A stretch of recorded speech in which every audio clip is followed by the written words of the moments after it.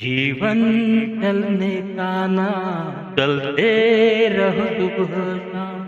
जीवन चलने का नाम चलते रहो सुबह शाम। जीवन चलने का नाम चलते रहो सुबह शाम। इस गीत के अनुसार पृथ्वी अपनी उत्पत्ति से लेकर आज तक सूर्य के चारों ओर घूमती रहती है और जब यह एक चक्र पूरा करके वापस उसी स्थान पर लौट आती है तो उस अवधि को एक वर्ष कहा जाता है। और इस चक्र में वह अपने खुद के चारों ओर भी घूमती है 365 बार। उसको अपने चारों ओर एक चक्कर पूरा करने में लगने वाले समय को एक दिन कहते हैं। अपने निर्माण से लेकर आज तक इसने अपने दौरे में एक कदम भी नहीं बदला है। संक्षेप में तो उसके लिए सभी पल एक जैसे हैं, प्रतिपल समान है। लेकिन इंसान ने उसकी इन निरंतर कलाओं को नामांकित कर दिया है। तारीखें, वार, किस्तें, महीने और साल, और फिर शुभ और अशुभ भी। कुछ तिथियां शुभ होती है तो कुछ तिथियां अशुभ मानी जाती है। यह तो प्राकृतिक घटनाओं या मानव निर्मित घटनाओं या मानवीय हस्तक्षेप के कारण हो सकता है। ऐसे ही आज जानते हैं एक तारीख के बारे में कि क्या यह शुभ है या अशुभ, या सिर्फ अपना एक वहम। तारीख 17 अगस्त। तो दोस्तों 17 अगस्त 1666 में इसी दिन छत्रपति शिवाजी महाराज औरंगजेब की नज़र कैद से बखूबी से निकल गए थे और सही सलामत स्वराज्य पहुंच गए थे। यह घटना महाराज और प्रजा के लिए बेहद खुशी की थी, इसलिए यह तारीख शुभ थी, लेकिन औरंगजेब के लिए अशुभ थी। उसके बाद में 1836 में 17 अगस्त को ब्रिटिश संसद द्वारा जन्म पंजीकरण अधिनियम पारित किया गया। माना कि यह अधिनियम 1837 से आगे अधिनियमित कार्यान्वित किया गया। इस दिन को शुभ माना जाता है क्योंकि यह सभी मानव जाति के लिए जन्म पंजीकरण प्रमाण पत्र बनाने के लिए एक उपयोगी चीज बन गई थी। उसके बाद में 17 अगस्त 1945 को इंडोनेशिया को नीदरलैंड से आज़ादी मिली। इंडोनेशिया के लिए तो ये दिन खुशी के एहसास के तौर पर शुभ था, लेकिन नीदरलैंड के लिए कैसा रहेगा?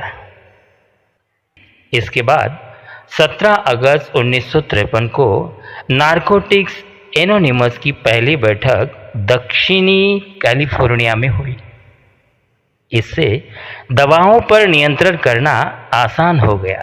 यह दिन संसार के लिए शुभ था। इसके अलावा 17 अगस्त 1982 को प्रथम सीडी जर्मनी में बेची गई। यह दिन शुभ है क्योंकि दुनिया डिजिटल क्षेत्र में आगे बढ़ चुकी थी।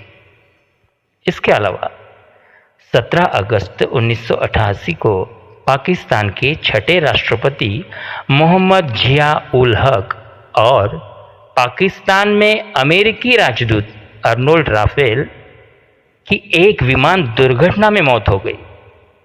जान माल की हानि के कारण यह दिन इन देशों के लिए अशुभ, लेकिन विरोधियों के लिए शुभ बन जाता है।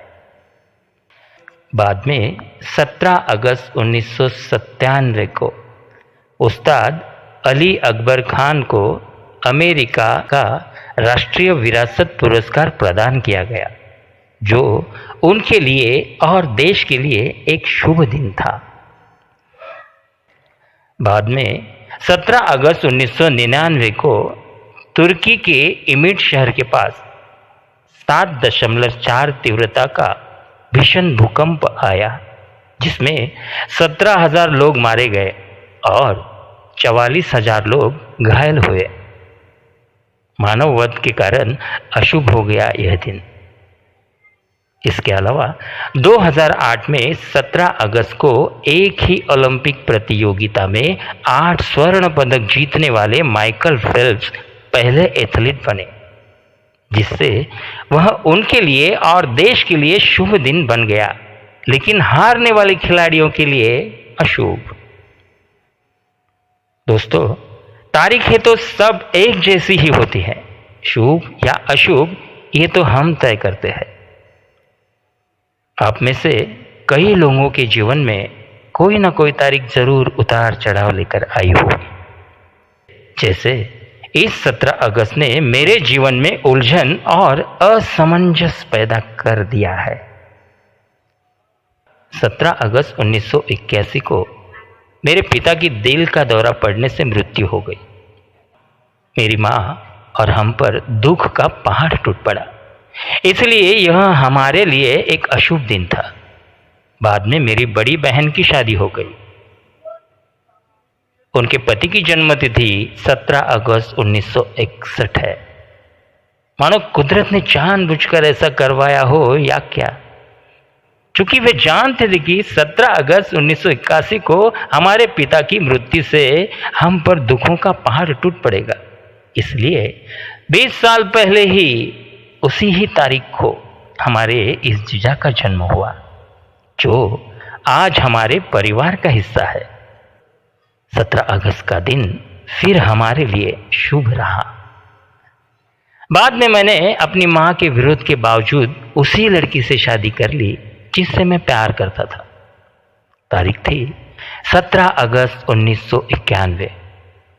मेरी शादी की खुशी ज़्यादा दिनों तक नहीं टिक पाई, जब मुझे एहसास हुआ कि मेरी माँ इस शादी के खिलाफ थी और माँ बहुत दुखी है।